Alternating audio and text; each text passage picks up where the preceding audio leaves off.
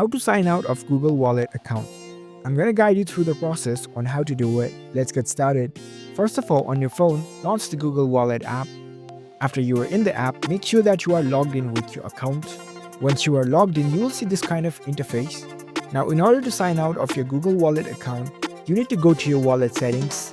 Since Google Wallet uses Google account to sign in order to sign out of your Google Wallet, you will have to sign out of your Google account. In this home screen at the top right corner, you can see the profile icon. Tap on it. You can tap on this drop down icon. It will provide you with a list of Google accounts available in your devices. So if you want to sign out of your Google account in order to switch to another account, and you have the Google account saved in your device, you can simply switch to another account just by tapping on it, and you will be able to switch your Google Wallet account. Or if you want to sign out of your Google account and add the account which is not in your device, what you can do is, you can see this add another account option. Tap on it. Now it will prompt you to this sign in page. You can add a different account to sign into Google Wallet. So that's it. That's how you can easily sign out of your Google Wallet.